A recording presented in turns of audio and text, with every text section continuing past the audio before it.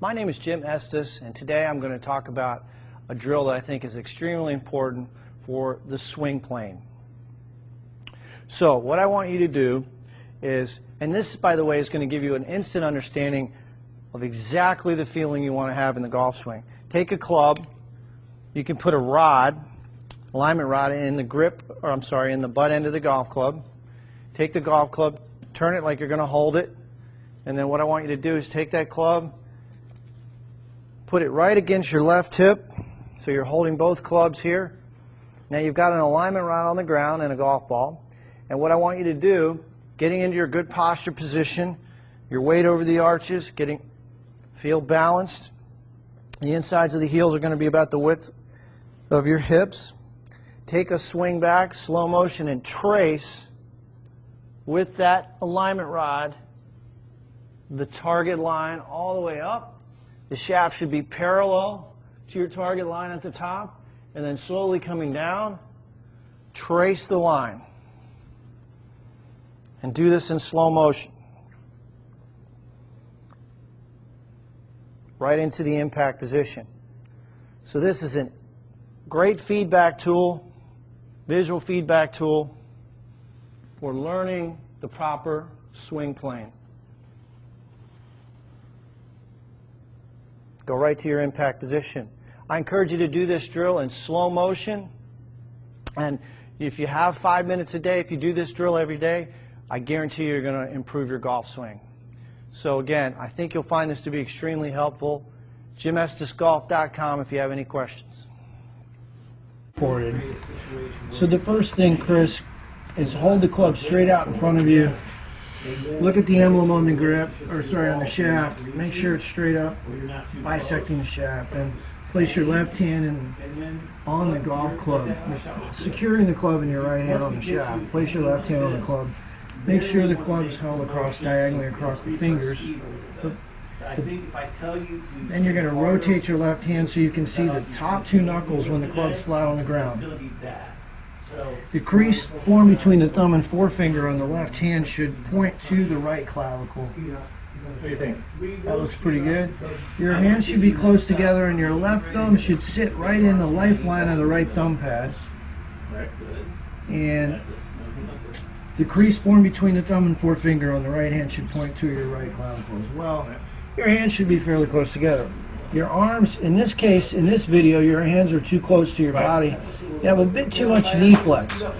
What you want to have is unlocked knees. What does unlocked mean? That's unlocked, that's bent. Got it. So when you start to look at these guys and what they're doing as it relates to setting up to the ball, guys and gals, whatever, what you're going to see is less knee flex. The bottom, so you want to stack your load bearing joints. So the ball of the foot, the tip of the knee, the tip of the elbow, and the top of the spine are in a plumb line. The arms hang under the shoulders. The shaft of the club should point to your navel. Just about your belly button. Got it. Now everybody's going to be slightly different based on their biomechanics. The club should run right along the shaft line, and so when the club's parallel to the ground, the shaft is parallel to the toe line. The face of the club should match your spine angle roughly. There's your spine angle, and there's your club face angle. Those two are symmetrical or congruent, parallel.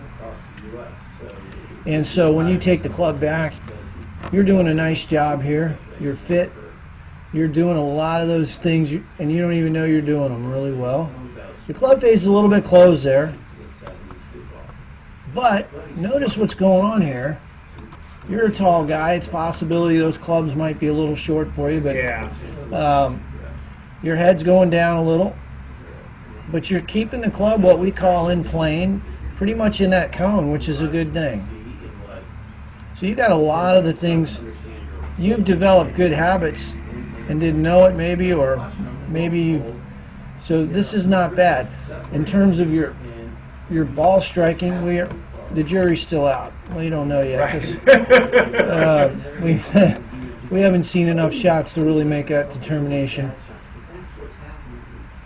But overall, it's pretty good so far. So if we were going to make some adjustments, I'd say less knee flex, give yourself a little more room between the butt end of the club and your body. Because you have a pretty wide chest, pretty big upper body, your hands are going to be probably, the end of the club should be approximately 1 hand width from your body, somewhere around there. All right, so here's what it would look like for a person your build.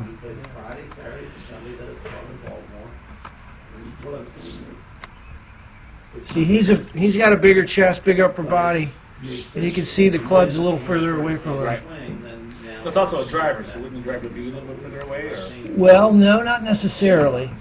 How you stand's not going to change with the length of the club. Got it. You know, the club's longer, but how you put your arms in terms of, yeah. Okay. All right. I think that's something that is. You can see that yoga is so important in golf because you have to have mobility in the pelvis.